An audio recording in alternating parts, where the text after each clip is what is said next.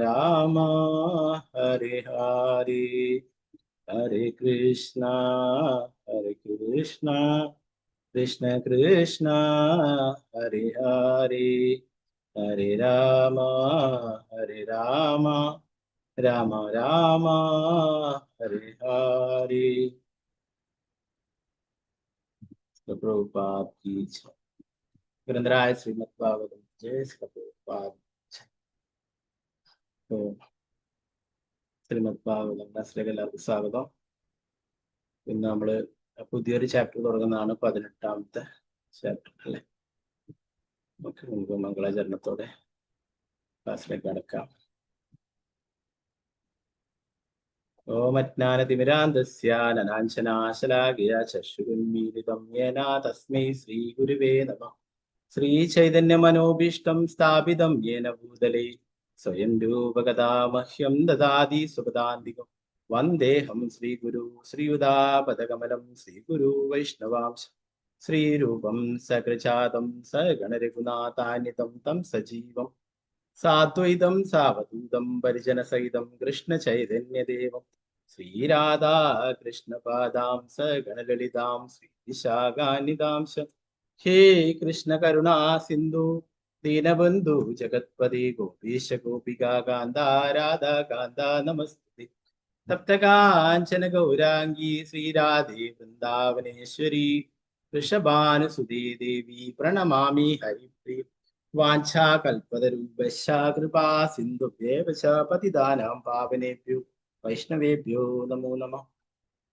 പഞ്ചതത്വാത്മകം കൃഷ്ണം ഭക്തരൂപാസ്വരൂപകം ഭക്താവതാരം ഭക്താഖ്യാ നമാമി ഭക്തശക്തികം.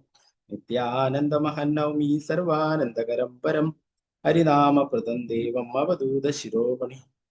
നമോ മഹാവദന്യായ കൃഷ്ണപ്രേമപ്രദായതേ കൃഷ്ണായ കൃഷ്ണ ചൈതന്യ നാംനേ ഗൗരതിഷു നമോ. നമോ വിഷ്ണുപാദായ കൃഷ്ണപൃഷ്ഠായ ഭൂതലേ ശ്രീമതേ ഭക്തിവേദാന്ത സ്വാമിനിധി നാമിനെ. നമസ്തേ സാരസ്വതേ ദേവി ഗൗരവാണി പ്രചാരിണേ നിർവിശേഷ ശൂന്യവാദി പാശ്ചാത്യദേശധാരിണേ. ജയ ശ്രീകൃഷ്ണ ചൈതന്യ പ്രഭു നിത്യാനന്ദ ശ്രീ അദ്വൈത ഗദാധര ശ്രീവാസാദി ഗൗരഭക്തവൃന്ദ. ഹരേ കൃഷ്ണ കൃഷ്ണ കൃഷ്ണ ഹരേ ഹരേ ഹരേ രാമ രാമ രാമ ഹരേ ഹരേ. ഗുരുവേ ഗൗരചന്ദ്രായ രാധികായ തദാലേ കൃഷ്ണായ കൃഷ്ണഭക്തായ തദ്ഭക്തായ നമഃ. ശ്രീ പ്രഭുപാദ് की जय. गुरुमहाराज की जय. प्रेमानंदे हरे കൃഷ്ണ. മദേക ബന്ധു മത്സംഗിൻ മദ്ഗുരു മന്മഹാദന നിഷ്ഠാരക മദ്ഭാഗ്യ മദാനന്ദ നമോസ്തുതേ. ഗ്രന്ഥരായ ശ്രീമദ് ഭാഗവതം की जय. ശ്രീമദ് ഭാഗവതം പഞ്ചമസ്കന്ധം 18ാം അധ്യായമാണ് നമ്മൾ ഇന്ന് നോക്കുന്നത്.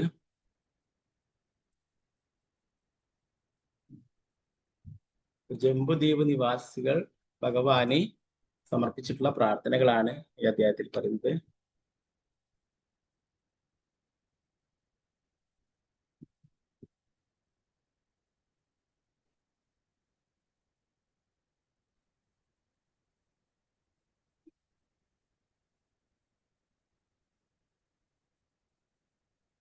നമുക്ക് അതിന്റെ സമ്മറി കൊടുത്തിട്ടുണ്ട്, അത് വായിച്ചിട്ട് പിന്നെ നമുക്ക് ശ്ലോകത്തിലേക്ക് പോവാം.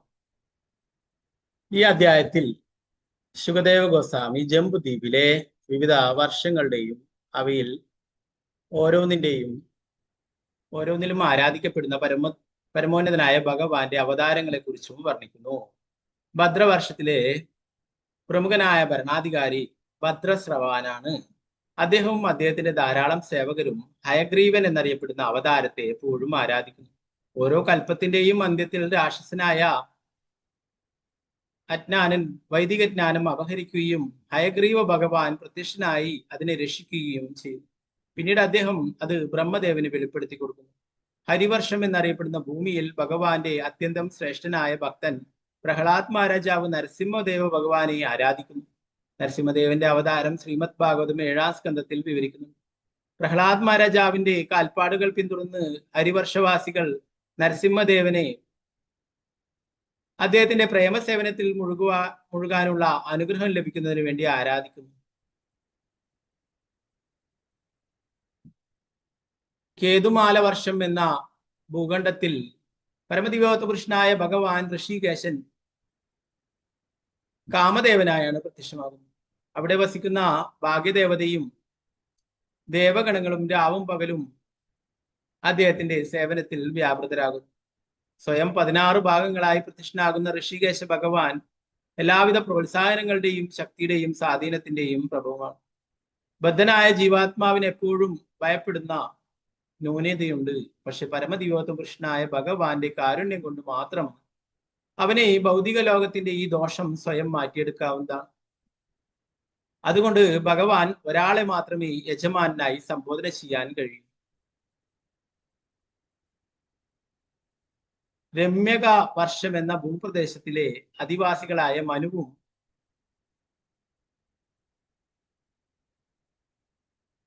മറ്റുള്ളവരും മത്സ്യദേവനെ ആരാധിക്കുന്നു. പരിശുദ്ധ സത്വരൂപത്തിലുള്ള മത്സ്യദേവൻ സമഗ്ര ലോകത്തിന്റെയും ഭരണാധികാരിയും സംരക്ഷകനുമാകിയാൽ ഇന്ദ്രന്റെ നേതൃത്വത്തിലുള്ള എല്ലാ ദേവന്മാരുടെയും നിയന്ത്രകനാണ്.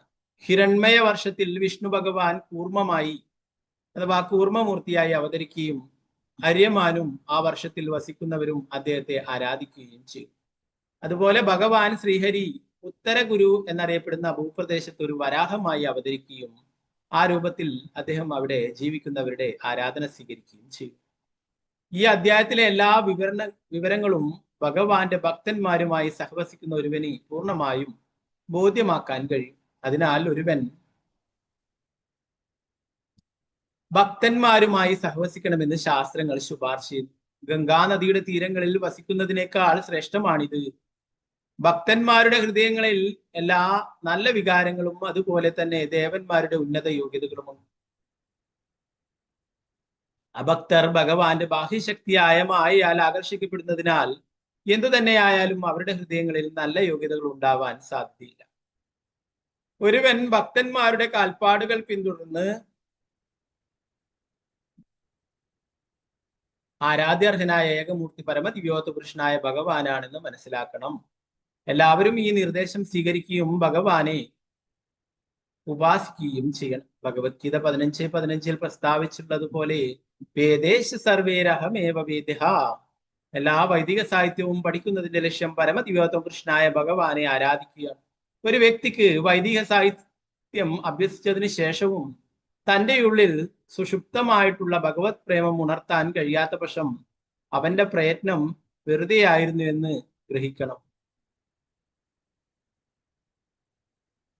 അവൻ വെറുതെ അവന്റെ സമയം പാഴാക്കുകയായിരുന്നു. പരമദിവ്യോത്ത പുരുഷനായ ഭഗവാനോടുള്ള സ്നേഹത്തിന്റെ അഭാവം നിമിത്തം അവൻ ഈ ഭൗതിക ലോകത്തിലെ ഗൃഹസ്ഥ ജീവിതത്തിൽ ആസക്തനായി തുടരും. അപ്രകാരം ഒരുവൻ ഗൃഹസ്ഥ ജീവിതത്തിൽ നിന്നും വിടുതൽ നേടി ഭഗവാന്റെ പങ്കജപാദങ്ങളിൽ സമ്പൂർണമായി ശരണം പ്രാപിക്കണമെന്നാണ് ഈ അധ്യായം നൽകുന്ന പാഠം. 9 ഖണ്ഡങ്ങളുണ്ടെന്ന് നേരത്തെ പറഞ്ഞു അല്ലെ. ഭാരതവർഷം പോലുള്ള മറ്റ് 8 ഖണ്ഡങ്ങൾ അല്ല 9 ഖണ്ഡങ്ങളുണ്ട് അല്ലെ. അതിൽ ഓരോരോ ഭഗവാന്റെ ഓരോ വിസ്തരണങ്ങളെയും ആരാധിക്കുന്നു. അതിനെ കുറിച്ചിട്ടൊക്കെ ഈ അധ്യായത്തിൽ വിശദീകരിക്കും. നമുക്ക് 1-ാമത്തെ ശ്ലോകത്തിലേക്ക് കടക്കാം.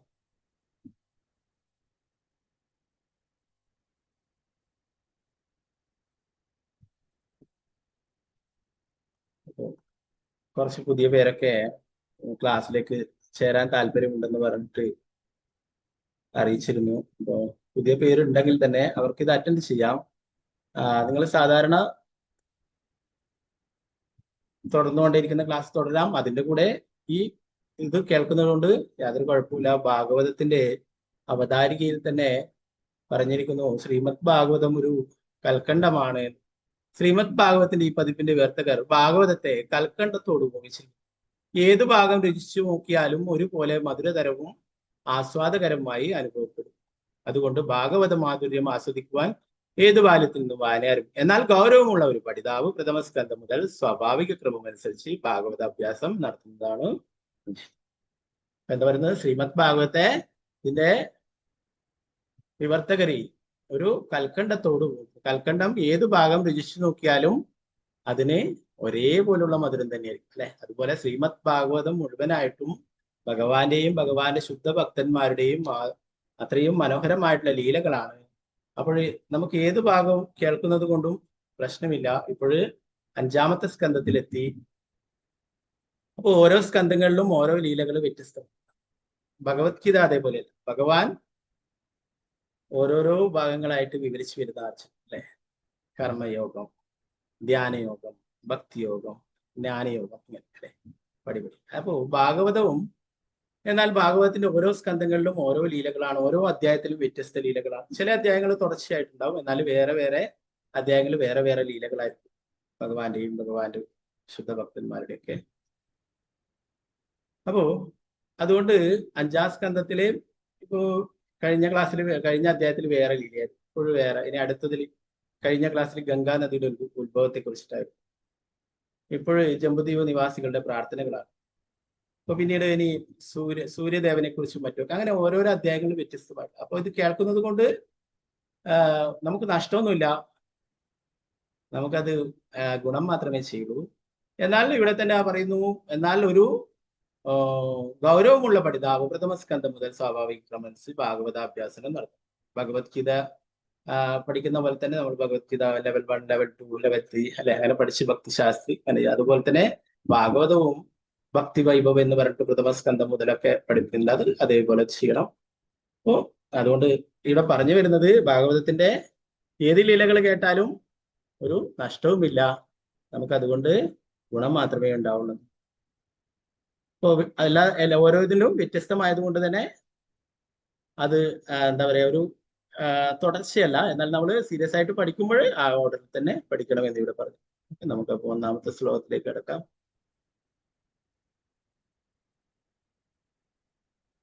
ഓം നമോ ഭഗവതേ വാസുദേവായ. ശ്രീശുക ഉവാച തഥാ ച ഭദ്രസ്രവാ നാമ ധർമ്മസ്തുസ്തത്കുലപതയഃ പുരുഷാ ഭദ്രാശ വർഷേ സാക്ഷാത് ഭഗവതോ വാസുദേവസ്യ പ്രിയാം തനും ധർമ്മമയീം ഹയശീർഷാവിധാനാം പരമേണ സമാധിനാ സന്നിധാപ്യേതാമഭിഗൃണന്ത പദാവന്തി. ശ്രീശുക ഉവാച തഥാ ച ഭദ്രസ്രവനാമ ധർമ്മസ്തു തത്കുലപതയഃ പുരുഷാ ഭദ്രാശ വർഷേ സാക്ഷാൽ ഭഗവതോ വാസുദേവസ്യ പ്രിയാം തനും ധർമ്മമയീം ഹയശീർഷാവിധാനാം പരമേണ സമാധിനാ സന്നിധാഭേദ്യാമഭിഗൃണന്ത പദാവന്തി. ഹരേ കൃഷ്ണ. നമുക്ക് എല്ലാവർക്കും ചൊല്ലാം. ഓം നമോ ഭഗവതേ വാസുദേവായ. ഓം നമോ ഭഗവതേ വാസുദേവായ. ശ്രീശുക ഉവാച തഥാ ച ഭദ്രസ്രവാ നാമ ധർമ്മസ്സു തത്കുലപതയഃ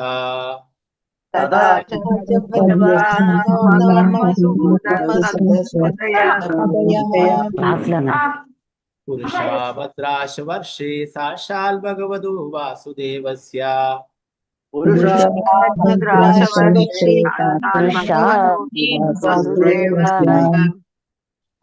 തനും ധർമ്മമയീം ഹയശീർഷാഭിധാനാം പരമേണ സമാധിനാ സന്നിധാഭേദ്യമഭിഗൃണന്ത ഉപധാവന്തി.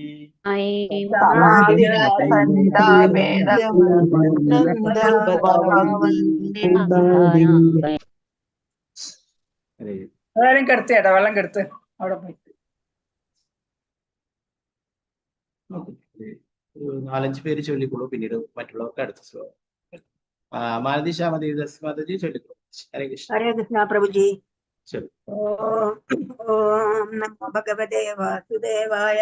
ശ്രീശുക ഉവാച തഥാ ച ഭദ്രസ്രവാ നാമ ധർമ്മസ്തുതസത്കുലപതയാ പുരുഷാ ഭദ്രാശ വർഷേ സാക്ഷാത് ഭഗവതോ വാസുദേവസ്യ പ്രിയാം ധനും ധർമ്മമയീം ഹയശീർഷാഭിധാനാം പരമേണ സമാധിനാ സന്നിധാപ്യേതാമഭിഗൃണന്ത ഉപധാവന്തി. ഹരേ കൃഷ്ണ പ്രഭുജി. ഹരേ കൃഷ്ണ. വിജയനാണ് മാതാജി ചൊല്ലിക്കോളൂ. ഹരേ കൃഷ്ണ പ്രഭുജി. ഹരേ കൃഷ്ണ. ഓം നമോ ഭഗവതേ വാസുദേവായ. श्रीशुक उवाच तदा च भद्रश्रवा नाम धर्मसूदस्तत्कुलपतयः पुरुषा भद्राशवर्षे साक्षात् भगवतो वासुदेवस्य प्रियां तनु धर्ममयी हय शीर्षाभिधानां परमेण समाधिना सन्निधापेदमदि गृणन्त उपधावन्ति. हरे कृष्ण प्रभु जी. हरे कृष्ण. वत्सल शाजी माता जी चलिए. हरे कृष्ण. हरे कृष्ण प्रभु जी. चलिए. ओम नमो भगवते वासुदेवाय. श्रीशुक उवाच तथा च भद्रश्रवनाम धर्मसुदस्तत्कुलपतयः पुरुषा भद्राश्ववर्षे साक्षात् भगवतो वासुदेवस्य प्रियां तनुधर्ममयीं हयशीर्षाभिधानां परमेण समाधिना सन्निधाप्येदमभिगृणन्त उपधावन्ति. हरे कृष्ण प्रभु जी. हरे कृष्ण. निर्मला माता जी चलिए. हरे कृष्ण. हरे कृष्ण प्रभु जी. चलिए. ओम नमो भगवते वासुदेवाय. श्रीशुक उवाच तदा च भद्रस्रवा नाम धर्मसुदत्तत्कुलपतयः पुरुषा भद्राशवर्षे साक्षात् भगवतो वासुदेवस्य प्रियां तनुं धर्ममयीं हयशीर्षाभिधानां परमेण समाधिना सन्निधापेदमभिगृणन्त उपधावन्ति. हरे कृष्ण प्रभु जी. हरे कृष्ण. रामचंद्र प्रभु. हरे कृष्ण प्रभु. हरे कृष्ण प्रभु जी. ओम नमो भगवते वासुदेवाय. श्रीशुक उवाच तथा च भद्रस्रवा नाम धर्मसुदस्तत्कुलपतयः पुरुषा भद्राशवर्षे साक्षात् भगवतो वासुदेवस्य प्रियां तनुं धर्ममयीं हयशीर्षाभिधानं परमेण समाधिना सन्निधाप्येदमभिगृह्णन्त उपधावन्ति. हरे कृष्ण प्रभु जी. हरे कृष्ण. ഓക്കെ, മറ്റുള്ളവർക്ക് അടുത്ത് വരുന്ന ശ്ലോകങ്ങൾ ചൊല്ലാം. ഇതിന്റെ വിവർത്തനം ഭാവാർത്ഥം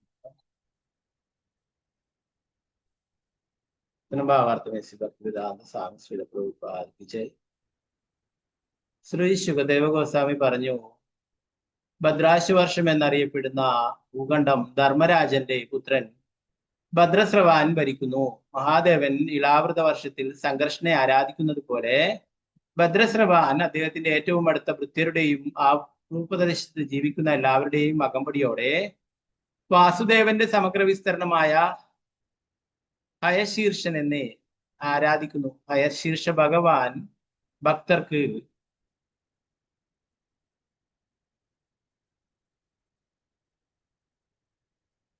വളരെ പ്രിയങ്കരനും എല്ലാ ധാർമ്മിക തത്വങ്ങളുടെയും സംവിധായകനുമാണ്. അത്യുന്നത സമാധിയിൽ ദൃഢരായ ഭദ്രസ്രവാനും അദ്ദേഹത്തിന്റെ അനുയായികളും ഭഗവാനെ ആദര പ്രണാമങ്ങൾ അർപ്പിക്കുകയും ശുദ്ധമായ ഉച്ചാരണത്തോടെ താഴെ പറയുന്ന പ്രാർത്ഥനകൾ ചൊല്ലുകയും ചെയ്തു. രണ്ടാമത്തെ ശ്ലോകം.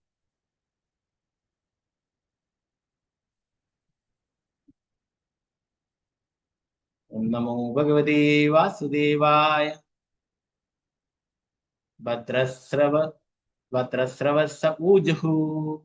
ഓം നമോ ഭഗവതേ ധർമായാത്മവിശോധനായ നമൈതി. ഭദ്രസ്രവസ്സ ഊജുഹു. ഓം നമോ ഭഗവതേ ധർമായാത്മവിശോധനായ നമൈതി. ഹരേ കൃഷ്ണ. നേരത്തെ ചൊല്ലാൻ ബാക്കിയുള്ള ചൊല്ലു. ശാരദാ ശിവദാസൻ ദേവദാസ് മാധവ്. ഹരേ കൃഷ്ണ. हरे कृष्ण प्रभु जी. चलो. हरे कृष्ण. ओम नमो भगवते वासुदेवाय. भद्रश्रवसौचुः. ओम नमो भगवते धर्मायात्मविशोधनाय नमो नमः इति. हरे कृष्ण.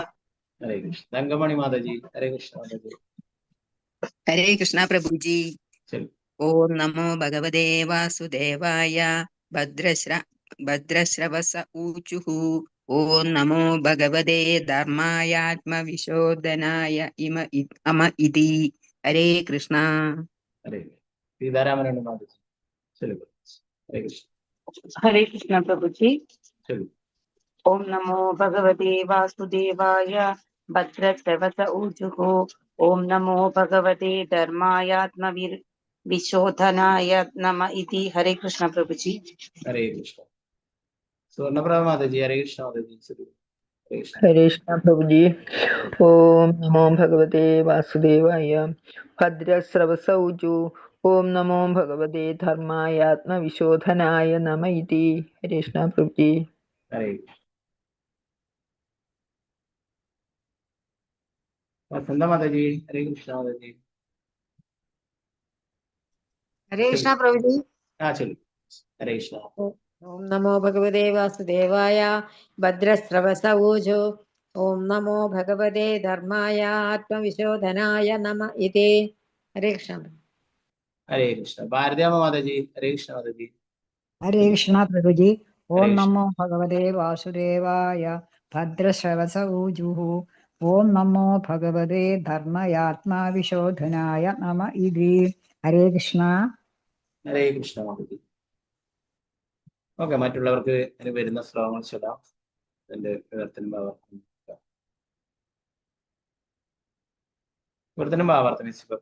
സാംസ്കൃതിച്ച്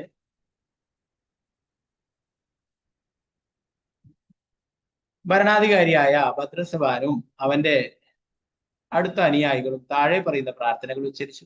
എല്ലാ ധാർമ്മിക തത്വങ്ങളുടെയും സംഭരണിയും ഈ ഭൗതിക ലോകത്തിലെ ബദ്ധാത്മാവിന്റെ ഹൃദയം ശുദ്ധീകരിക്കുന്നവനുമായ പരമദിവോത്ത പുരുഷനായ ഭഗവാനെ ഞങ്ങളുടെ ബഹുമാനം തികഞ്ഞ നമസ്കാരങ്ങൾ. അദ്ദേഹത്തിനായി വീണ്ടും വീണ്ടും ഞങ്ങളുടെ ആദര പ്രണാമങ്ങൾ.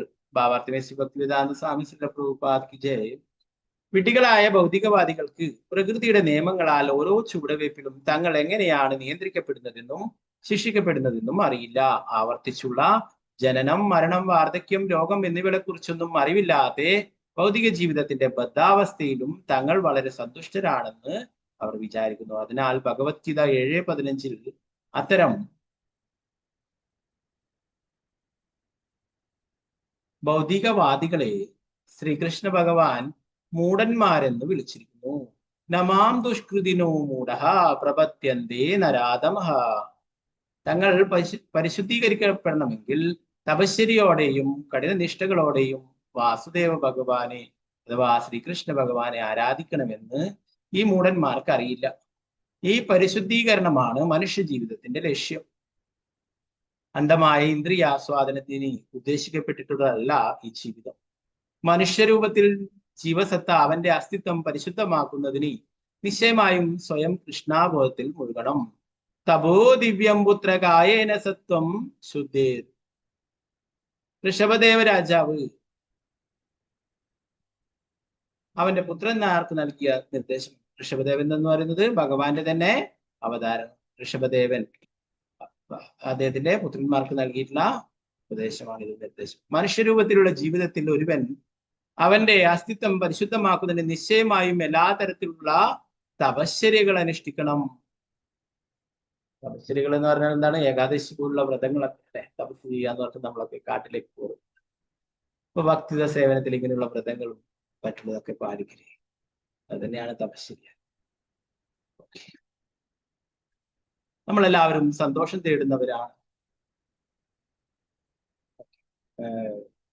യസ്മാത് ബ്രഹ്മസൗഖ്യം തദാനന്ദം. നമ്മളെല്ലാവരും സന്തോഷം തേടുന്നവരാണെങ്കിലും നമ്മുടെ അജ്ഞതയും വിഡ്ഢിത്തവും മൂലം യഥാർത്ഥത്തിൽ എന്താണ് തടസ്സമില്ലാത്ത സന്തോഷം എന്ന് നമുക്കറിയില്ല. വിഘ്നരഹിതമായ സന്തോഷത്തെ ബ്രഹ്മസൗഖ്യം, ആധ്യാത്മിക സന്തോഷം എന്ന് വിളിക്കുന്നു.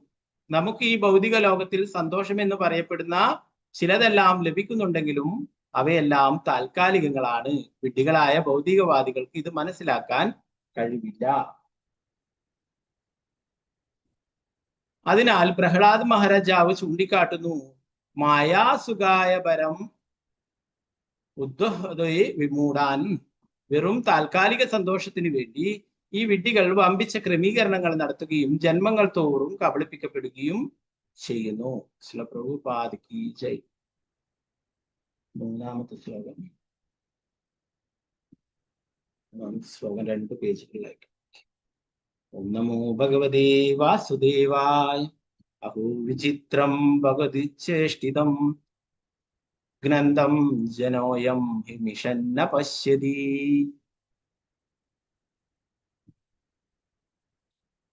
ധ്യായന്ന സത്യർഹി വികർമ്മ സേവിതും നിർഹൃത്യ പുത്രം പിതരം ജീവിഷതി.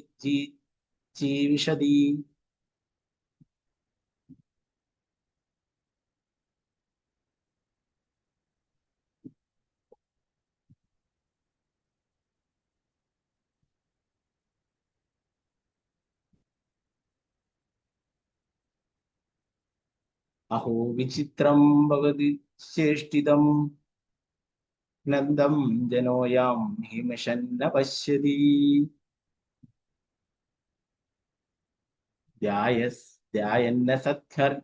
ധ്യായന്ന സദ്യർഹി വികർമ്മ സേവിതും നിർഹൃത്യ പുത്രം പിതരം ജിജീവിഷതി. ഇത് 2 പേജിലായതുകൊണ്ട് ചൊല്ലാൻ ബുദ്ധിമുട്ടാണ്. അപ്പൊ 4ാമത്തെ ശ്ലോകം മറ്റുള്ളവർക്ക് ബാക്കിയുള്ളവർക്കൊക്കെ ചൊല്ലാം. ഓക്കെ, ഞാൻ ഇതിന്റെ വിവർത്തനം ഭാഗത്ത്. ആ കഷ്ടം വിഡ്ഢിയായ ഭൗതികവാദി ആസന്നമായ മരണത്തിന്റെ മഹാവിപത്തിനെ കുറിച്ചുള്ള മുന്നറിയിപ്പ് തിരിച്ചറിയാത്തത് അത്ഭുതകരം തന്നെ. മരണം നിശ്ചയമായും വരുമെന്ന് അവൻ അറിയാം. എന്നിട്ടും അവൻ അതിനെ അവഗണിച്ച് നിർദ്ദയമായും ക്രൂരമായും പെരുമാറുന്നു. അവന്റെ പിതാവ് മരിക്കുന്ന പക്ഷം അവന് പിതാവിന്റെ സ്വത്തുക്കൾ ആസ്വദിക്കണം. അതുപോലെ പുത്രൻ മരിക്കുന്ന പക്ഷം പുത്രന്റെ സ്വത്തുക്കളും. രണ്ടിലും അവൻ ദയാരഹിതനായി ധനം കൈയടക്കി ഭൗതിക സുഖം ആസ്വദിക്കുന്നു. ഭാവാർത്ഥമേസി ഭക്തിവേദാന്ത സ്വാമി ശ്രീല പ്രഭുപാദ്. ഭൗതിക സന്തോഷം എന്നാൽ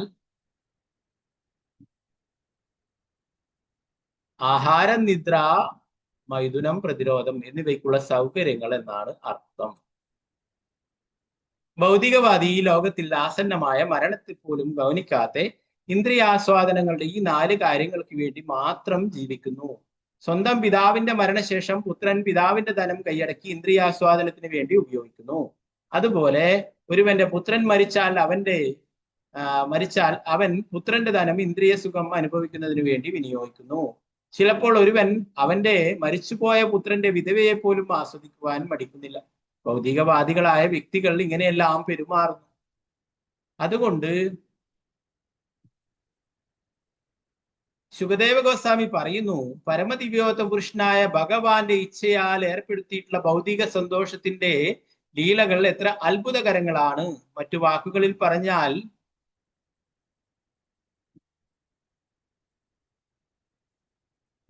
ഭൗതികവാദികളായ വ്യക്തികൾക്ക് എല്ലാ തരത്തിലുള്ള പാപപ്രവൃത്തികൾ ചെയ്യണം. പക്ഷേ പരമദിവ്യോത്ത പുരുഷനായ ഭഗവാന്റെ അനുമതിയില്ലാതെ ആർക്കും ഒന്നും ചെയ്യാൻ കഴിയില്ല. പരമദിവ്യോത്ത പുരുഷനായ ഭഗവാൻ എന്തുകൊണ്ടാണ് പാപപ്രവൃത്തികൾക്ക് അനുവാദം നൽകുന്നത്? ഒരു വ്യക്തിയും പാപകർമ്മത്തിൽ ഏർപ്പെടണമെന്ന് പരമോന്നതനായ ഭഗവാൻ ആഗ്രഹിക്കുന്നില്ല. മാത്രമല്ല ആരും അത്തരം കർമ്മങ്ങളിൽ മുഴുകരുതെന്ന് അദ്ദേഹം അപേക്ഷിക്കുകയും ചെയ്തു. പക്ഷെ ചിലർ പാപകർമ്മങ്ങൾ ചെയ്തേ തീരൂ എന്ന് നിർബന്ധം പിടിക്കുമ്പോൾ അവരുടെ സ്വന്തം ഉത്തരവാദിത്വത്തിൽ അവ ചെയ്യുവാൻ പരമോന്നതനായ ഭഗവാൻ അനുവാദം നൽകുന്നു. മത്തസ്മൃതിജ്ഞാനം അബോഹനം ച. ആർക്കും പരമോന്നതനായ ഭഗവാന്റെ അനുവാദമില്ലാതെ ഒന്നും ചെയ്യാനാവില്ല. പക്ഷേ ബദ്ധാത്മാവ് വിലക്കപ്പെട്ട എന്തെങ്കിലും ചെയ്യണമെന്ന് ശഠിക്കുമ്പോൾ ഭഗവാൻ ദയാലുവായതിനാൽ വ്യക്തിഗതാത്മാവിന്റെ സ്വന്തം ഉത്തരവാദിത്വത്തിൽ അത് ചെയ്യുവാൻ അനുവദിക്കുന്നു. ചില വിശ്വനാഥ ചക്രവർത്തി ഠാക്കൂറുടെ അഭിപ്രായം അനുസരിച്ച് അന്യഗ്രഹ സംവിധാനങ്ങളിലും ഈ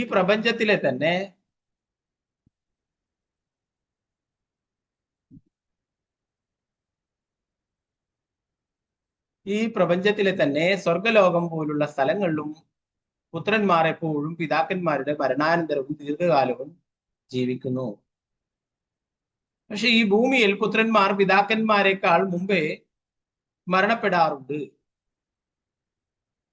അത്തരം സാഹചര്യങ്ങളിൽ ഭൗതികവാദിയായ പിതാവ് പുത്രന്റെ സ്വത്തുക്കൾ അനുഭവിക്കുന്നതിൽ സന്തോഷിക്കും.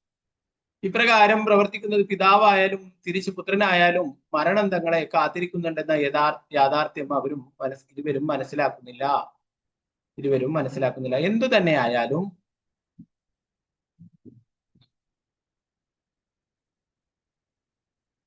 മരണം വരുമ്പോൾ ഭൗതിക ആസ്വാദനത്തിന് വേണ്ടി അവർ തയ്യാറാക്കുന്ന പദ്ധതികളെല്ലാം താറുമാറാകും. ചില പ്രഭുപാദിക്ക് ഈ ഒരു ശ്ലോകം കൂടി നമുക്ക് നോക്കാം. 4-ാമത്തെ. ഓം നമോ ഭഗവതേ വാസുദേവായ. വദന്തി വിശ്വം കവയസ്മനശ്വരം പശ്യന്തി ചാദ്യാത്മവിദോ വിപശ്യിതഃ തദാഭിമുഹ്യന്തി തവാച മായയാ സുവിസ്മിതം കൃത്യമചം നദോസ്മിതം.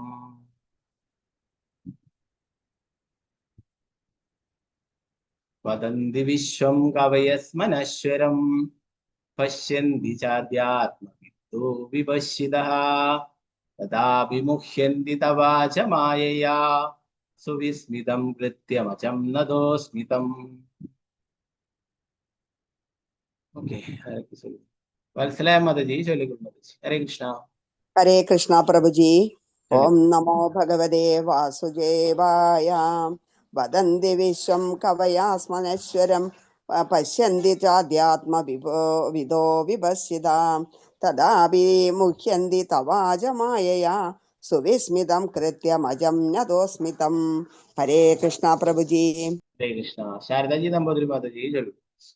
ഹരേ കൃഷ്ണ പ്രഭുജി. ഹരേ കൃഷ്ണ. നമോ ഭഗവതേ വാസുദേവായ.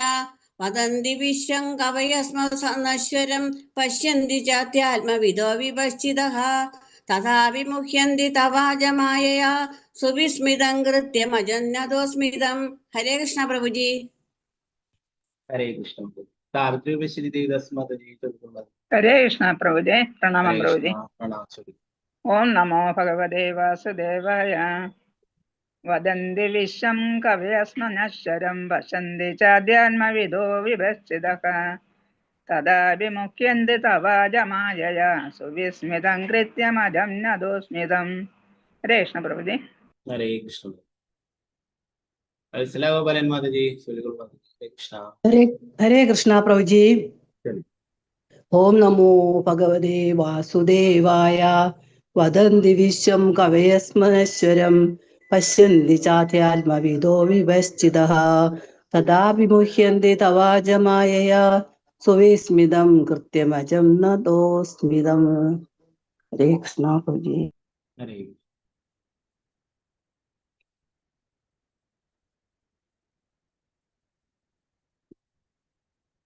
അനിത മാതാജി ചൊല്ലിക്കൊണ്ടു. ഹരേ കൃഷ്ണ. നന്മ. ഹരേ കൃഷ്ണ പ്രഭുജി. ശരി. ഓം നമോ ഭഗവതേ വാസുദേവായ. വദന്തി വിശ്വം കവയസ്മനശ്വരം പശ്യന്തി ചാദ്യാത്മവിദോ വിവഞ്ചിതഃ തഥാപി മുഹ്യന്തി തവാച മായയാ സുവിസ്മിതം കൃത്യമജം നദോസ്മിതം. ഹരേ കൃഷ്ണ പ്രഭുജി. ഹരേ കൃഷ്ണ. വിജയശ്രീ മാതാജി ചൊല്ലു. ഹരേ കൃഷ്ണ. ഹരേ കൃഷ്ണ പ്രഭുജി. ശരി. പ്രണാമം പ്രഭുജി. പ്രണാമം. നമോ ഭഗവതേ വാസുദേവായ. വദന്തി വിശ്വം കവയസ്മനശ്വരം പശ്യന്തി ചാദ്യാത്മവിദോ വിഭജിതാഃ തദാപി മുഹ്യന്തി തവാച മായയാ സുവിസ്മിതം കൃത്യമജം നദോസ്മിതം. ഹരേ കൃഷ്ണ. ഹരേ കൃഷ്ണ. ശോഭാപ്രതി മാതാജി ചൊല്ലു. ഹരേ കൃഷ്ണ. ചൊല്ലിക്കൊള്ളു. ഹരേ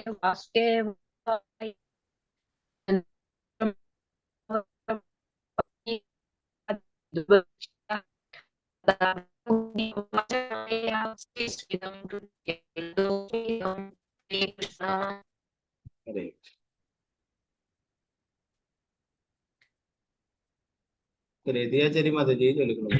ഹരേ കൃഷ്ണ. ഹരേ കൃഷ്ണ പ്രഭുജി. ഓം നമോ ഭഗവതേ വാസുദേവായ.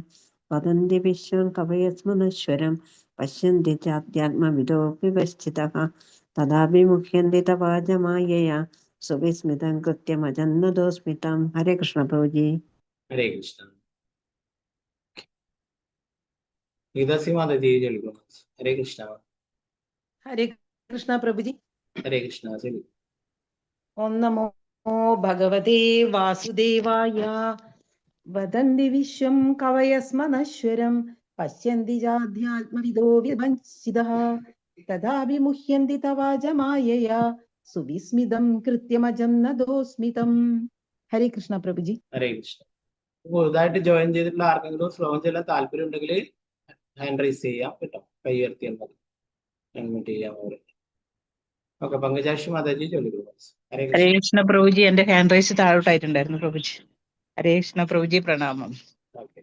ഓം നമോ ഭഗവതേ വാസുദേവായ. വദന്തി വിശ്വം കവയസ്മനശ്വരം പശ്യന്തി ചാദ്യാത്മവിദോ വിഭജിതഃ തദാപി മുഹ്യന്തി തവാച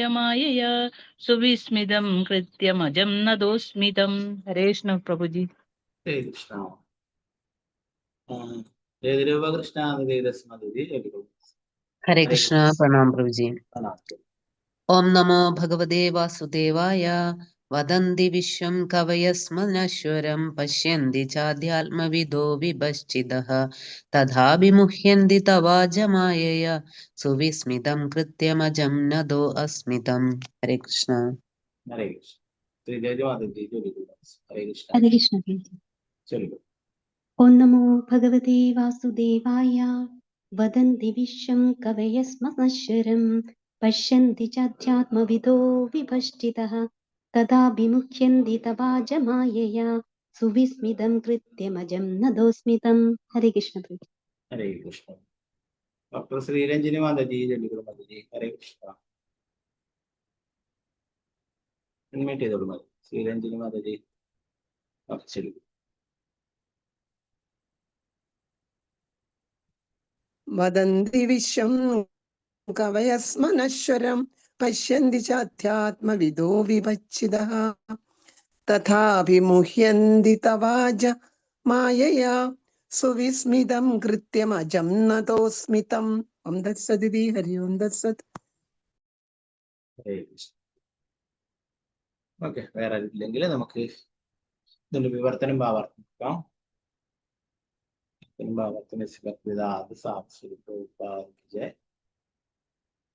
അല്ലയോ ജനിച്ചിട്ടില്ലാത്തവനെ, ഈ ഭൗതിക ലോകം നശ്വരമാണെന്ന് ആധ്യാത്മിക ജ്ഞാനത്താൽ ഔക്ത്യമാർജിച്ച അഭിജ്ഞരായ വേദപണ്ഡിതന്മാരും അതുപോലെ തന്നെ മറ്റു താത്വികരും ദാർശനികരും അറിയുന്നു.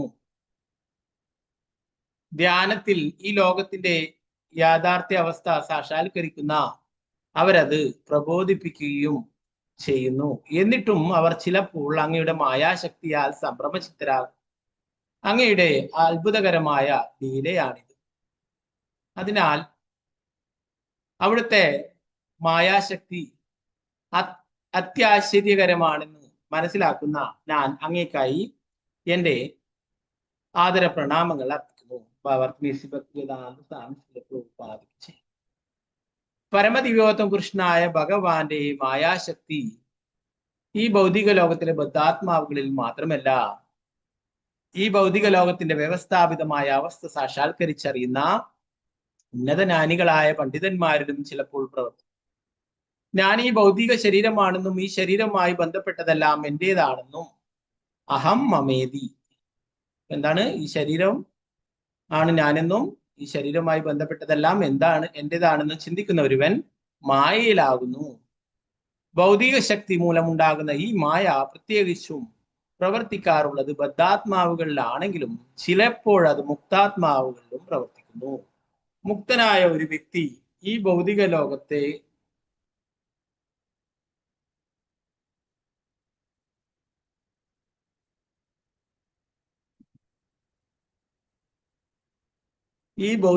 കുറിച്ച് പര്യാപ്തമായ ജ്ഞാനമുള്ളവനും അതുമൂലം ജീവിതത്തിന്റെ ശരീരസങ്കല്പത്തോട് ആകർഷണമില്ലാത്തവനുമായിരിക്കും.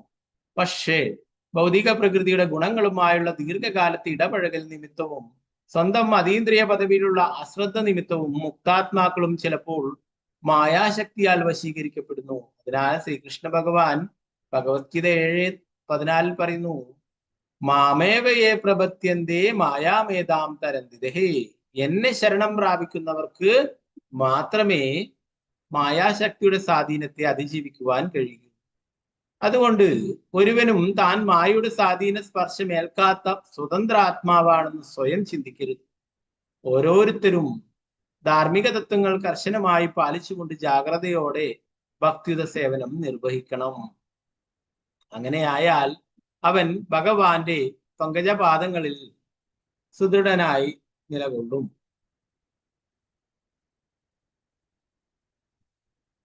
അല്ലാത്ത പക്ഷം ചെറിയ അശ്രദ്ധ പോലും കുഴപ്പങ്ങൾ സൃഷ്ടിക്കും. ഭരത മഹാരാജാവിന്റെ അനുഭവത്തിലൂടെ നാം ഇതിന് നല്ലൊരു ഉദാഹരണം കണ്ടു. ഭരത മഹാരാജാവ് ഒരു മഹാഭക്തനായിരുന്നു എന്ന കാര്യത്തിൽ സംശയമില്ല. പക്ഷെ ഒരു മാൻകിടാവിലേക്ക് ചെറുതായി ശ്രദ്ധ തിരിച്ചതിനാൽ അദ്ദേഹത്തിന് 2 ജന്മങ്ങളിൽ കൂടി ക്ലേശിക്കേണ്ടി വന്നു. ഒരു ജന്മത്തിൽ ഒരു മാനായും അടുത്ത ജന്മത്തിൽ ജഡഭരത ബ്രാഹ്മണനായി. അനന്തരം അവൻ മുക്തനാവുകയും ഭഗവത് ധാമത്തിലേക്ക് ഭഗവാനിലേക്ക് മടങ്ങിപ്പോവുകയും ചെയ്തു. ഭഗവാൻ തൻ്റെ ഭക്തനോട് ക്ഷമിക്കാൻ എപ്പോഴും തയ്യാറാണ്. പക്ഷെ ഒരു ഭക്തൻ ഭഗവാന്റെ ഔദാര്യം മുതലെടുത്ത് മനഃപൂർവ്വം വീണ്ടും വീണ്ടും അപരാധങ്ങൾ ചെയ്യുന്ന പക്ഷം അദ്ദേഹം തീർച്ചയായും അവനെ മായാശക്തിയുടെ കുരുക്കുകളിൽ വീഴ്ത്തി ശിക്ഷിക്കും. മറ്റൊരു വിധത്തിൽ പറഞ്ഞാൽ ഒരുവന് മായയുടെ കുരുക്കുകളിൽ അകപ്പെടാതെ സ്വയം രക്ഷിക്കുവാൻ വേദങ്ങളിൽ നിന്നും അഭ്യസിക്കുന്ന സിദ്ധാന്തപരമായ ജ്ഞാനം പര്യാപ്തമല്ല. ഒരുവൻ നിർബന്ധമായും ഭഗവാന്റെ പങ്കജപാദങ്ങളിലുള്ള ഭക്തിയുത സേവനത്തിൽ അടിയുറക്കണം. അപ്പോൾ അവന്റെ പദവി സുരക്ഷിതമാകും. പ്രഭുപാദ് കീ ജയ്. നാരായണ നമസ്കൃത്യ നരം ചൈവ നരോത്തമം ദേവീം സരസ്വതിം വ്യാസം തതോ ജയമുദരേ. നഷ്ടപ്രായേഷ ഭദ്രേഷു നിത്യം ഭാഗവത സേവയാ ഭഗവതി ഉത്തമ ശ്ലോകേ ഭക്തിർഭവതി നൈഷ്ഠികി. മൂകം കരോതി വാചാലം പങ്കും ലംഘയതി ഗിരിം യത്കൃപാതമഹം വന്ദേ ശ്രീഗുരു ദീനദാരിണം പരമാനന്ദ മാധവം ശ്രീചൈതന്യേശ്വരം. നമോ വിഷ്ണുപാദായ കൃഷ്ണപൃഷ്ഠായ ഭൂതലേ ശ്രീമതേ ഭക്തിവേദാന്ത സ്വാമിന്നിധി നാമിനി. നമസ്തേ സാരസ്വതേ ദേവി ഗൗരവാണി പ്രചാരിണി നിർവിശേഷ ശൂന്യവാദി പാശ്ചാത്യ ദേശധാരിണി. ജയ ശ്രീകൃഷ്ണ ചൈതന്യ പ്രഭു നിത്യാനന്ദ ശ്രീ അദ്വൈത ഗദാധര ശ്രീവാസാദി ഗൗരഭക്ത വൃന്ദ. ഹരേ കൃഷ്ണ കൃഷ്ണ കൃഷ്ണ ഹരേ ഹരേ, ഹരേ രാമ രാമ രാമ ഹരേ ഹരേ. ഗുരുവേ ഗൗരചന്ദ്രായ രാധികായ തദാലേ കൃഷ്ണായ കൃഷ്ണഭക്തായ തദ്ഭക്തായ നമോ നമഃ. ശില പ്രഭുപാദ് കി ജയ്, ഗുരു മഹാരാജ് കി ജയ്. തായ ഗൗര പ്രേമാനന്ദേ ഹരേ ബോൾ. ഹരേ കൃഷ്ണ. ഇപ്പൊ നേരത്തെ ഇളാവൃത വർഷം എന്ന് പറയുന്ന ഒരു ലോകത്തെ കുറിച്ചിട്ടും അതിന്റെ അധികാരിയായിട്ട് മഹാദേവനെയും ആ മഹാദേവൻ സംകർഷണ ഭഗവാനെ സ്തുതിക്കുന്നതായിട്ടും ഒക്കെ നമ്മൾ നേരത്തെ പഠിക്കുകയുണ്ടായി. അപ്പോ 9 ഖണ്ഡങ്ങൾ, 9 വർഷങ്ങളെ കുറിച്ച് പറയും. അതില് ഇവിടെ ഭദ്രസ്രവാൻ എന്ന് പറയുന്നത് ധർമ്മരാജിന്റെ പുത്രനായിട്ടുള്ള ഭദ്രസ്രവാൻ ഭരിക്കുന്ന വർഷത്തെ കുറിച്ചാണ് ഇവിടെ പറയുന്നത്.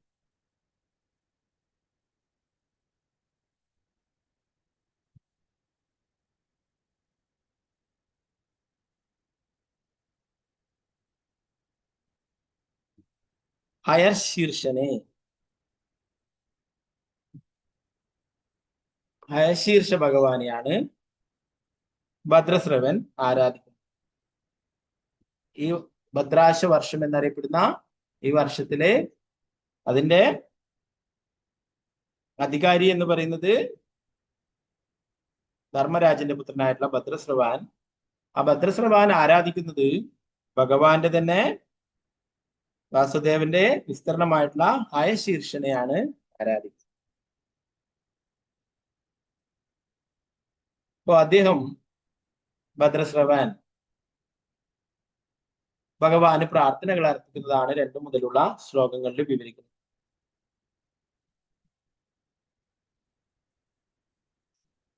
ആദ്യമായിട്ട് ഭഗവാനെ പ്രണാമങ്ങൾ അർപ്പിക്കുന്നു. ഇപ്പൊ പ്രഭുപാദർ ഇതിന്റെ ഭാവാർത്ഥത്തിൽ പറയുന്നു 2ാമത്തെ ശ്ലോകത്തിൽ, ഈ ഭൗതിക ലോകത്തിൽ ഭഗവാനെ മറന്ന് ജീവിക്കുന്നവർക്ക്, അല്ലെ, ഈശ്വര വിശ്വാസമില്ലാതെ ജീവിക്കുന്നവർക്ക് എങ്ങനെയാണ് തങ്ങൾ ഓരോരോ കുടുക്കുകളിലും അപകടങ്ങളിലും എത്തിപ്പെടുന്നത്, എങ്ങനെയാണ് ശിക്ഷകൾ അനുഭവിക്കുന്നത്, ഇതിനെക്കുറിച്ചിട്ടൊന്നും അറിവില്ല. വിഡ്ഢികളായ ഭൗതികവാദികൾക്ക് പ്രകൃതിയുടെ നിയമങ്ങളാൽ ഓരോ ചുവടുവയ്പ്പിലും തങ്ങൾ എങ്ങനെയാണ് നിയന്ത്രിക്കപ്പെടുന്നതെന്നും ശിക്ഷിക്കപ്പെടുന്നതും അറിയില്ല. ഭൗതിക ലോകത്തെ കുറിച്ച് ബ്രഹ്മാ പറഞ്ഞത് പദം പദം യത് വിപദാം. ഓരോ ചുവടുവയ്പ്പിലും അപകടം നിറഞ്ഞിട്ടുള്ളതാണ് ഈ ഭൗതിക ലോകം എന്നത്.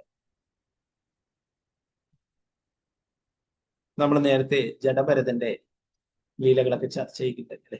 ജഡഭരതൻ ഉറുമ്പുകളെ പോലെ ചവിട്ടിപ്പോകുന്നതിന് അവിടെ അതിനൊക്കെ മറികടന്നുകൊണ്ടിട്ടൊക്കെ പോകുന്നതിനെ കുറിച്ചുണ്ട് അല്ലെ. ഓരോ ചെറിയ ചെറിയ കാര്യങ്ങൾക്ക് പോലും ഇവിടെ ശിക്ഷ വിധിക്കപ്പെട്ടിട്ടുണ്ട്. ഈ ശ്രീമദ് ഭാഗവതം പഞ്ചമസ്കന്ധത്തില് അവസാനത്തെ അധ്യായത്തിൽ 26-ാമത്തെ അധ്യായത്തില് നമ്മൾ നരകീയ ഗൃഹങ്ങളുടെ വർണ്ണന പഠിക്കും.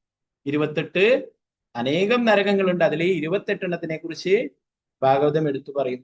അപ്പൊ ഓരോ ചെറിയ പാപകർമ്മങ്ങൾക്കും അതിൻ്റെതായിട്ടുള്ള ശിക്ഷയും. അപ്പൊ ഇതിനെ കുറിച്ചിട്ട് ബോധവാന്മാരല്ല, അവർക്ക് അതിനെ കുറിച്ചിട്ട് അറിവില്ല അല്ലെ. അതുകൊണ്ട് യഥേഷ്ടം അധാർമികമായിട്ടുള്ള പ്രവർത്തനങ്ങൾ നടത്തുന്നു.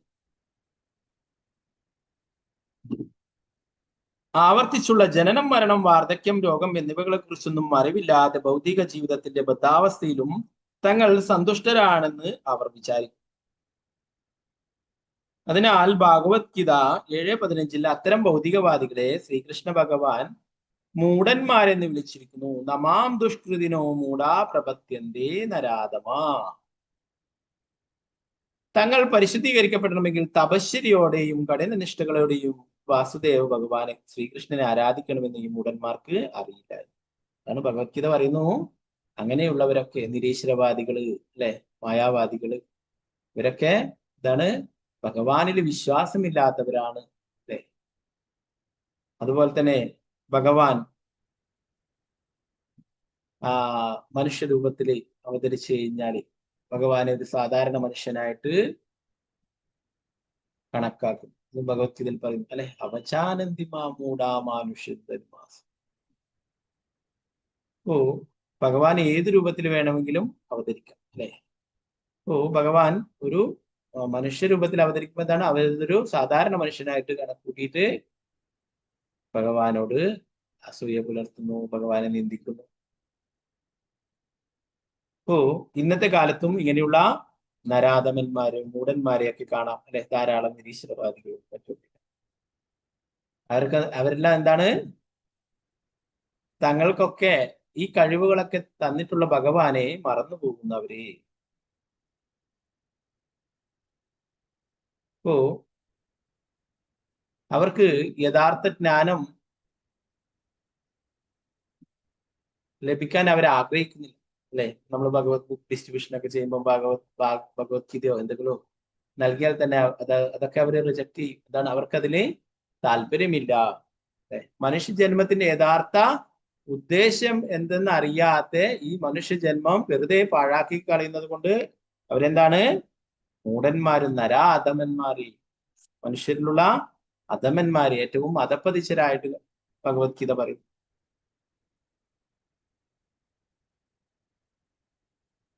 ഭഗവാനെ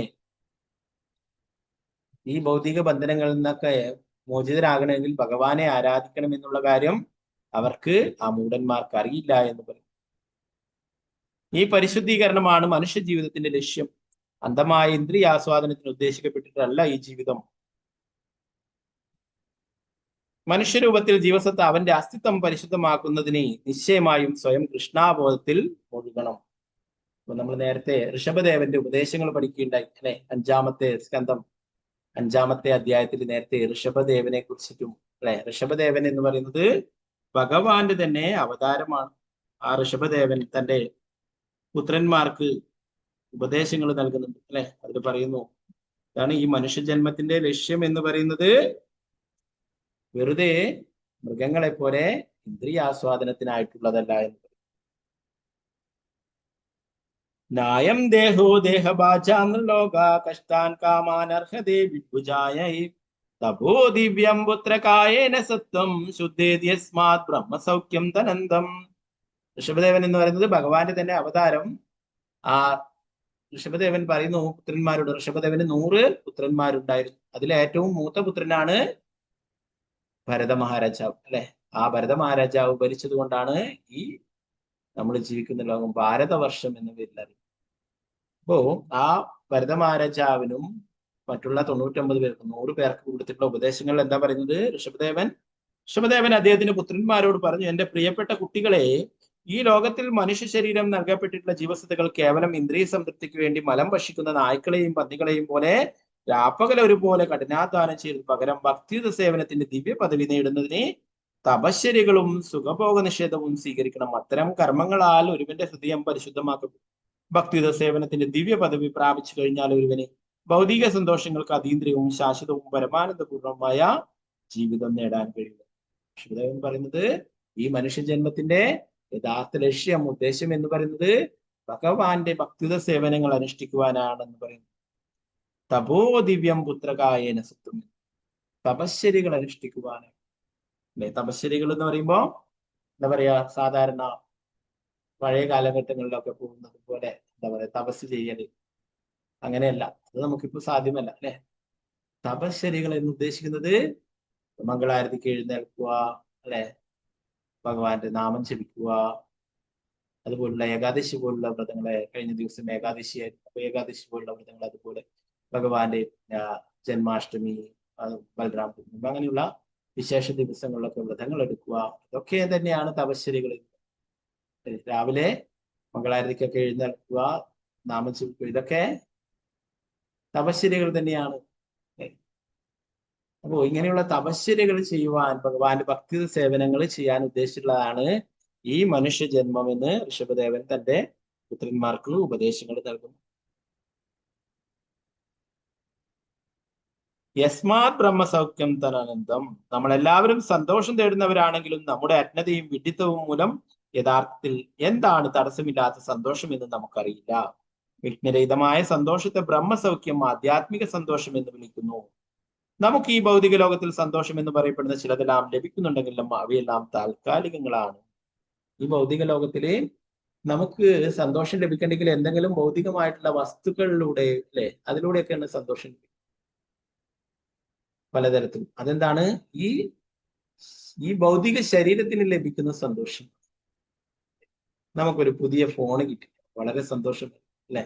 ആ ഫോണൊക്കെ വീണ് നശിച്ചു കഴിഞ്ഞാൽ എന്താണ്? ഇത് സങ്കടം ഉണ്ടാക്കും. അതുപോലെ ഒരു പുതിയ കാറ് വാങ്ങിച്ച് അതൊക്കെ എന്തെങ്കിലും പ്രശ്നങ്ങൾ വന്നു കഴിഞ്ഞാൽ അത് സങ്കടത്തെ ഉണ്ടാക്കും. അങ്ങനെ ഓരോരോ ഭൗതികമായിട്ടുള്ള ഓരോ കാര്യങ്ങളും നമുക്ക് ലഭിക്കുമ്പോഴാണ് നമുക്ക് സന്തോഷം കിട്ടുക, അല്ലെ. അത് ഈ ശരീരത്തിന് ലഭിക്കുന്ന സന്തോഷമാണെന്ന് പറയും. നമ്മൾ നേരത്തെ ഭഗവത്ഗീതയിലൊക്കെ പഠിക്കുകയുണ്ടായി. അതെന്താണ്? ആദ്യം മധുരിക്കുന്നതും പിന്നീട് വിഷതുല്യമാണ് ഭൗതികമായിട്ടുള്ള സന്തോഷം. എന്നാൽ ആധ്യാത്മിക സന്തോഷം എന്ന് പറയുന്നത് ആത്മാവിന് ലഭിക്കുന്നതാണ്. ആത്മാവിന് ലഭിക്കുന്ന ആനന്ദം അത് ശാശ്വതമായിട്ടുള്ളതാണ്. അതാണ് യഥാർത്ഥ സന്തോഷം, ആത്മാവിന് ലഭിക്കുന്ന ആനന്ദം. അപ്പൊ അതെന്താണ് പറയുന്നത്? അത് ആദ്യം വിഷം പോലെ തോന്നിക്കുമ്പോഴും പിന്നീട് മധുരിക്കുന്നതാണ്. നമുക്കറിയാം, ആദ്യകാലങ്ങളിലൊക്കെ നമ്മൾ കൃഷ്ണാവധു വന്നു കഴിഞ്ഞാല്, അല്ലെ, 16 മാലയൊക്കെ എത്തണ്ടെങ്കിൽ കുറെ ബുദ്ധിമുട്ടുണ്ട്, അല്ലെ. ചില ആൾക്കാർക്ക് അത് വിചാരിച്ചിട്ട് പോലും കൃഷ്ണാവധത്തിന് വിട്ടു നിൽക്കുന്നവരൊക്കെ, അത് നമുക്ക് അതിന് തയ്യാറില്ല. അപ്പോ ആദ്യം അത് നമുക്ക് കുറച്ച് പ്രയാസം ഉള്ളതാണെങ്കിലും പിന്നീട് അത് നമുക്ക് സന്തോഷത്തെ തരുന്നതാണ്, യഥാർത്ഥ ആത്മാവിനെ സംതൃപ്തി ലഭിക്കുന്നതാണ് എന്ന് പറയുന്നു.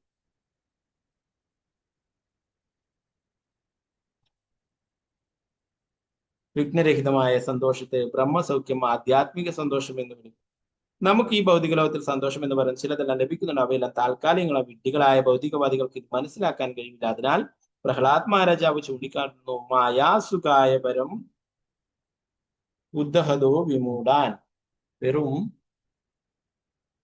താൽക്കാലിക സന്തോഷത്തിനു വേണ്ടി ഈ വിഡ്ഢികൾ വമ്പിച്ച ക്രമീകരണം നടത്തുകയും ജന്മങ്ങൾ തോറും കബളിപ്പിക്കപ്പെടുകയും ചെയ്യും. പ്രഹ്ലാദ് മഹാരാജാവ് പറയും, ഇവിടെ സന്തോഷം ലഭിക്കുവാൻ വേണ്ടിയിട്ട് പല പദ്ധതികളും ഉണ്ടാക്കുന്നു, എന്നാൽ അതിലെല്ലാം പരാജയപ്പെടുന്നു എന്ന്, കബളിപ്പിക്കപ്പെടുകയും ചെയ്തു, വീണ്ടും ജനിക്കുന്നു, വീണ്ടും മരിച്ചുകൊണ്ടേ.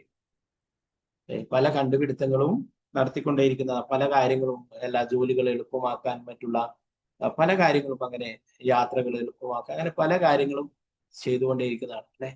ഇതൊക്കെ നമുക്ക് സുഖവും സന്തോഷവും തരുന്നു വിചാരിച്ചിട്ടാണ് ഇതൊക്കെ ചെയ്യുന്നത്. എന്നാലേ അത് നമുക്ക് ആദ്യം സന്തോഷത്തിൽ തരുമെങ്കിലും പിന്നീട് അത് നമ്മളെ ദുഃഖത്തിലേക്ക് നയിക്കുന്നതാണ്. എന്തുകൊണ്ടാണ് ഇത്? ഭഗവാൻ സൃഷ്ടിച്ചിട്ടുള്ള ഒരു ജയിലാണെന്ന് പറയും. കുറ്റകൃത്യങ്ങൾ ചെയ്തവരെ പിടിച്ചിരുന്നതാണ് ജയിൽ, അല്ലെ? ഭഗവാൻ ഇല്ലാതെ സന്തോഷിക്കുവാനായിട്ട് നമ്മളൊക്കെ ആഗ്രഹിച്ചു. അപ്പൊ അതിന് അവിടെ ഭഗവാന്റെ ധാമിൽ അതിന്റെ സൗകര്യങ്ങളില്ല. അപ്പൊ നമുക്ക് സ്വതന്ത്രമായിട്ട് സന്തോഷിക്കുവാനായിട്ട് ക്രമീകരിച്ചിട്ടുള്ളതാണ് ഈ ഭൗതിക ലോകം എന്ന്. അപ്പോ ഭഗവാൻ ഇതിന് ഭഗവത്ഗീതയിൽ ഒരു പേരും നൽകിയിട്ടുണ്ട്, അല്ലെ? എന്താണ് പറയുന്നത്? ഭഗവത്ഗീതയിൽ ഈ ഭൗതിക ലോകത്തെ ഭഗവാൻ എന്താ വിളിച്ചിട്ടുള്ളത്? സന്തോഷാലയം എന്നാണോ? അല്ലല്ലോ. എന്താണ്? ദുഃഖാലയം, അല്ലെ? ദുഃഖാലയം അശാശ്വതം എന്ന് പറഞ്ഞു. അപ്പോ പല ശാസ്ത്രജ്ഞന്മാരും പല ടെക്നീഷ്യന്മാരും ഇവരൊക്കെ എന്താണ് പലതരത്തിലുള്ള കണ്ടുപിടുത്തങ്ങൾ നടത്തുന്നു, പല പുതിയ പുതിയ ഓരോരോ ഉൽപ്പന്നങ്ങളൊക്കെ ഉണ്ടാക്കുന്നു. ഇതൊക്കെ നമുക്ക് സന്തോഷം നൽകുമെന്ന് വിചാരിച്ചിട്ട് അതൊക്കെ നമ്മൾ വാങ്ങിച്ച് എന്താ പറയാ അതൊക്കെ ഉപയോഗിക്കുകയും അതിന്റെ സൗകര്യങ്ങളൊക്കെ ഉപയോഗിക്കുകയും ഇതൊക്കെ ചെയ്യുന്നു, അല്ലെ? എന്നാൽ യഥാർത്ഥ സന്തോഷം ഒരിക്കലും ഇവിടുന്ന് ലഭിക്കില്ല. ഭഗവാൻ പറഞ്ഞത് ദുഃഖാലയം അശാശ്വതം. ദുഃഖാലയത്തിൽ എന്തേ കിട്ടൂ? ദുഃഖം മാത്രമേ കിട്ടൂ.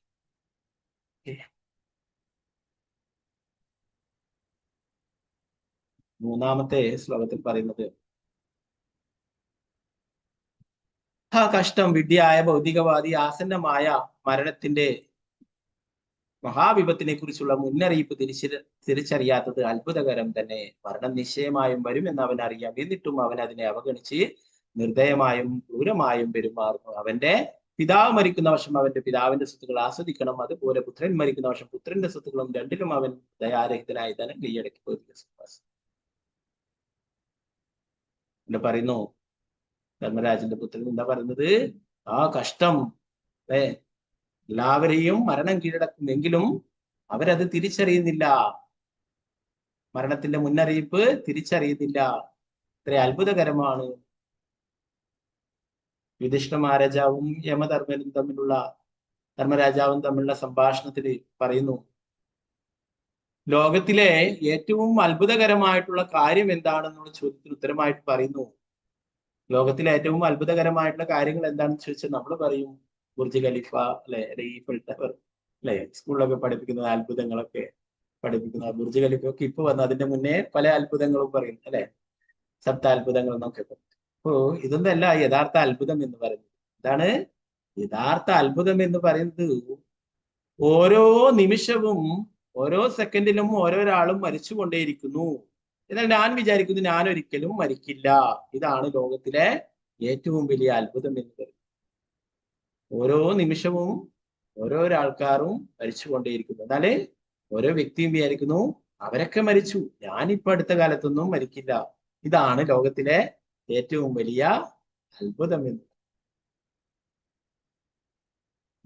അപ്പോ മരണം നിശ്ചയമായിട്ടും വരുമെന്ന് അവനറിയാം, അല്ലെ? അതുകൊണ്ട് എന്താ പറയുന്നത്?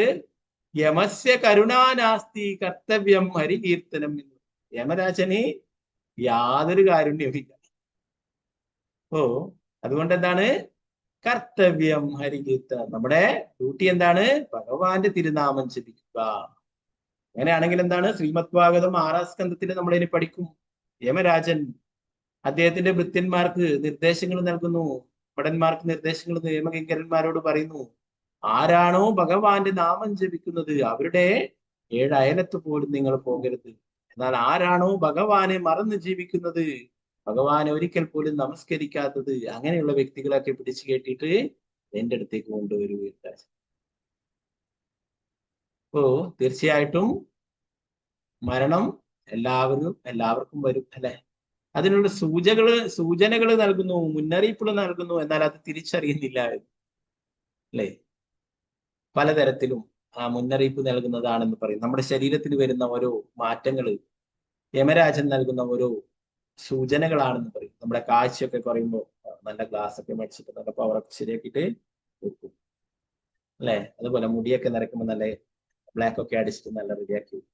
അങ്ങനെ ഓരോരോ മുന്നറിയിപ്പുകൾ നൽകുന്നു എന്ന് പറയും. നമ്മുടെ കാഴ്ച കുറയുന്നു, ജരാനരകൾ വരുന്നു, അതുപോലെ മറ്റുള്ള എല്ലാ സന്ധികളും ശതസന്ധി എല്ലാ ജോയിന്റ്സും നമുക്ക് വേദന ഉണ്ടാകുന്നു, അല്ലെ? അപ്പൊ വൈദ്യരടുത്തൊക്കെ പോയിട്ട് നല്ല എന്താ പറയാ കുഴമ്പ് തൈലൊക്കെ വാങ്ങിച്ചിട്ട് പുരട്ടിയിട്ട് നല്ല സുഖമായിട്ടിരിക്കും, അല്ലെ? അപ്പൊ ഇതൊക്കെ പറയുന്നത് ഇതൊക്കെ യമരാജൻ നൽകുന്ന ഓരോ സൂചനകളാണ്. നിങ്ങളുടെ എക്സ്പയറി ഡേറ്റ് ആവാറായി, അല്ലെ? നിങ്ങളെ കാലം നിങ്ങൾക്ക് ഇവിടെയുള്ള കാലം തീരാറായി, നിങ്ങൾ ഇനിയെങ്കിലും ഭഗവാന്റെ നാമം ജപിക്കുകയും ഭക്തിയുത സേവനങ്ങളിൽ ഏർപ്പെടുകയും ചെയ്യണമെന്ന് പറഞ്ഞിട്ട് യമരാജൻ നൽകുന്ന ഓരോരോ സൂചനകളാണ്. എന്നാൽ ഇതൊന്നും ആരും തിരിച്ചറിയുന്നില്ല. നമ്മൾ ഇതിനൊക്കെ അതിജീവിക്കുവാനായിട്ട് ശ്രമിക്കുക. നല്ല ഗ്ലാസ് ഒക്കെ വെച്ച് നല്ല പവറൊക്കെ ശരിയാക്കുന്നു, നല്ല എന്താ കളറൊക്കെ അടിച്ച് നല്ല മുടിയൊക്കെ നല്ല ബ്ലാക്ക് ആക്കും, അല്ലെ? നല്ല എന്താ ആയുർവേദ ട്രീറ്റ്മെന്റ് ഒക്കെ എടുത്ത് നല്ല എല്ലാ വേദനയൊക്കെ ഇല്ലാതാക്കാനായിട്ട് ശ്രമിക്കും, അല്ലെ? എങ്ങനെയായാലും ദേവരാജൻ കൊണ്ടുപോകും, അല്ലെ? ഇപ്പൊ അടുത്ത കുറച്ച് ഒരു 5 വർഷങ്ങൾക്കൊക്കെ മുന്നേ, അല്ലെ, മഹാരോഗമൊക്കെ വന്നു അങ്ങനെ പല ആൾക്കാരും. അത് കഴിഞ്ഞ് കുറെ അതിനായിട്ട് വാക്സിനൊക്കെ കണ്ടുപിടിച്ചു, അല്ലെ? ആ വാക്സിനൊക്കെ എടുത്തു. അപ്പൊ അങ്ങനെ എങ്കിലും കുറെ ആൾക്കാർ മരിക്കുകയുണ്ടായി, അല്ലെ? അപ്പോ എല്ലാറ്റിനും ഒരു പ്രതിവിധി ഉണ്ടെങ്കിലും അവസാനം മരണം എല്ലാവരെയും ബാധിക്കും, അല്ലെ? അല്ലെ? അതുകൊണ്ട് പ്രഹ്ലാദ് മഹാരാജ് പറയുന്നു, യഥാർത്ഥത്തില് ഒരു കുട്ടിയുടെ അച്ഛനോ ഡോക്ടറോ ഇവരൊന്നല്ല, യഥാർത്ഥത്തില് അവനെ രക്ഷിക്കുന്നത് ഭഗവാൻ മാത്രമാണ്, അല്ലെ? പ്രഹ്ലാദ് മഹാരാജാവിന്റെ അനുഭവത്തിൽ തന്നെ പ്രഹ്ലാദ് മഹാരാജിന്റെ അച്ഛനല്ല പ്രഹ്ലാദ് മഹാരാജിനെ രക്ഷിച്ചത്, അല്ലെ? ഭഗവാനാണ്. നരസിംഹ ഭഗവാനായിട്ട് വന്നിട്ടാണ് ഭഗവാൻ പ്രഹ്ലാദ് മഹാരാജാവിനെ സംരക്ഷിച്ചത്, അല്ലെ? സ്വന്തം അച്ഛൻ തന്നെയാണ് അവനെ വധിക്കാൻ. യഥാർത്ഥത്തില് ആർക്കും തന്നെ മരണത്തിൽ നിന്നും രക്ഷിക്കുവാനായിട്ട് സാധിക്കില്ല. ഭഗവാന് മാത്രമേ ഒരാളെ രക്ഷിക്കുവാനായിട്ട് സാധിക്കുകയുള്ളൂ. ഭഗവാനെ പോലെ തന്നെ ശക്തമാണ് ഭഗവാന്റെ തിരുനാമവും. ശ്രീ രൂപഗോസ്വാമി അദ്ദേഹത്തിന്റെ നാമാഷ്ടകത്തിൽ പറയുന്നു, ഭഗവാനേക്കാളും കാരുണ്യമാണ് ഭഗവാന്റെ നാമത്തിനെന്ന്. ഭഗവാനോട് നമ്മൾ എന്തെങ്കിലും ഒഫൻസ് ചെയ്തു പോയാൽ തന്നെ അത് ഭഗവാന്റെ നാമം ജപിച്ചാൽ അത് ഇല്ലാതാവും. അപ്പൊ ഭഗവാനേക്കാളും എന്താ പറയുക, ഭഗവാന്റെ നാമം നമ്മളോട് കാരുണ്യം കാണിക്കുന്നു. ഓ, ഏതവസ്ഥയിലും ഭഗവാന്റെ നാമം ജപിക്കും, അല്ലെ? ഓ, ഈ മരണത്തിൽ നിന്ന് രക്ഷപ്പെടുവാനായിട്ടുള്ള ഒരേ ഒരു വഴി എന്ന് പറയുന്നത് ഹരേർ നാമ ഹരേർ നാമ ഹരേർ നാമ ഇവ കേവലം കലോ നാസ്തേവ നാസ്തേവ നാസ്തേവ. വേറെ യാതൊരു വഴിയുമില്ല, വേറെ യാതൊരു വഴിയില്ല, വേറെ യാതൊരു വഴിയുമില്ല എന്ന് ഉറപ്പിച്ച് പറയും. അപ്പൊ എല്ലാവരെയും തീർച്ചയായിട്ടും അല്ലെ, പല ആൾക്കാർ ചോദിക്കും, എന്താ ഡിവോട്ടീസ് മരിക്കില്ലേ? മരിക്കില്ലേ?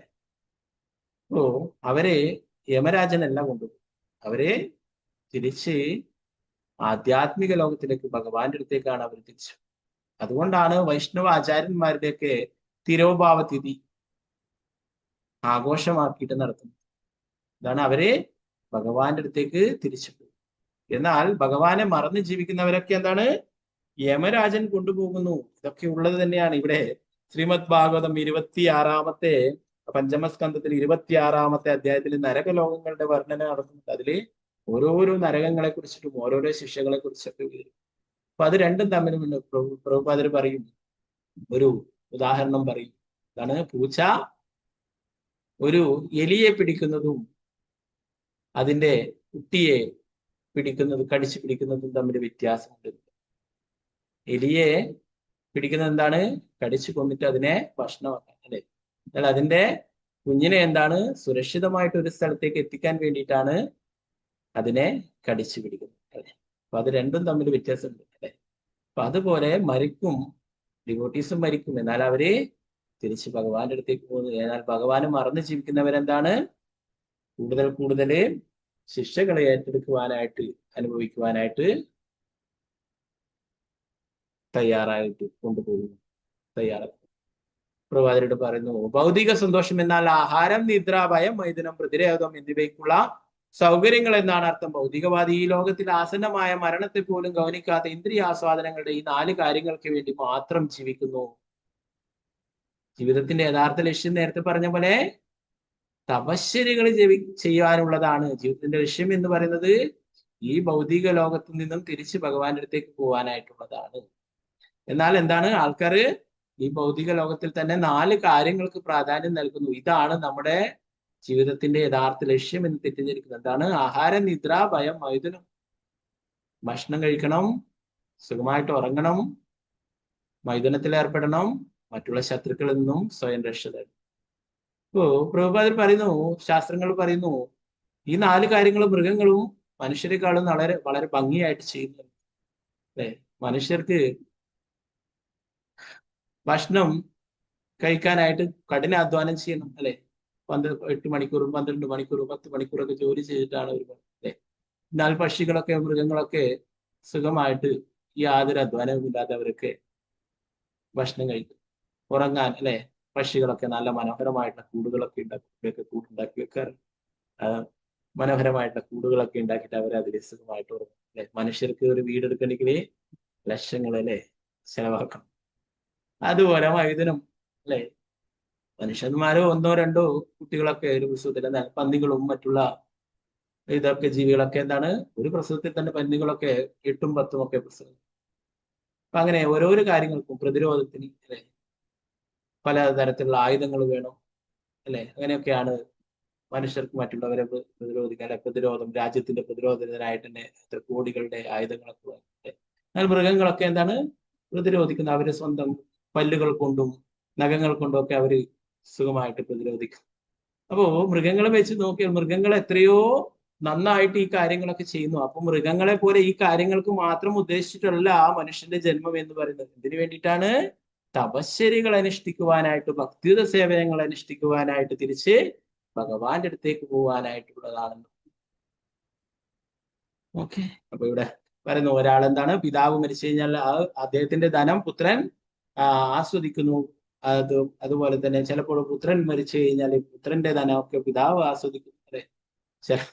ചിലപ്പോ കംസനെ പോലത്തെ ആൾക്കാരൊക്കെ എന്താണ് പിതാവിനെ പിടിച്ച് ജയിലിൽ ഇട്ടിട്ട് ആ ധനമൊക്കെ ആസ്വദിക്കുന്നു അല്ലെ. കംസൻ പിതാവ് മരിക്കാനൊന്നും കാത്തുന്നില്ല അല്ലെ. പിതാവിനെ പിടിച്ച് ഉഗ്രസേന രാജാവിനെ പിടിച്ച് ജയിലിൽ ഇട്ടിട്ട് കംസൻ സ്വയം രാജാവാകുകയുണ്ടായി അല്ലെ. അപ്പൊ അങ്ങനെയുള്ള ധാരാളം കാണാം. അപ്പൊ അവരൊക്കെ ഇത് ആസ്വദിക്കുന്നു. എന്നാല് ഇത് നമ്മളെ വീട് കൂടുതൽ ബന്ധനത്തിന് കാരണമാക്കുക മാത്രമേ ചെയ്യുക. ഓക്കെ. ബാക്കി ഭാഗങ്ങൾ നമുക്ക് നാളത്തെ ക്ലാസ്സിൽ ഡിസ്കസ് ചെയ്യാം. ഹരേ കൃഷ്ണ.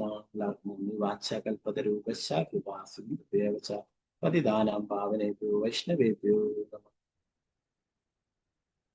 ഗ്രന്ഥരായ ശ്രീമദ് ഭാഗവതം ജയ ശ്രീല പ്രഭുപാദ് ഹരേ കൃഷ്ണ.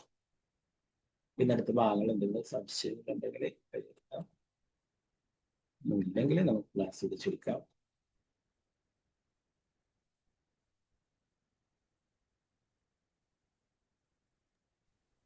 ഹരേ കൃഷ്ണ പ്രഭുജി. Thank you Prabhuji. ഹരേ കൃഷ്ണ. ഹരേ കൃഷ്ണ പ്രഭുജി.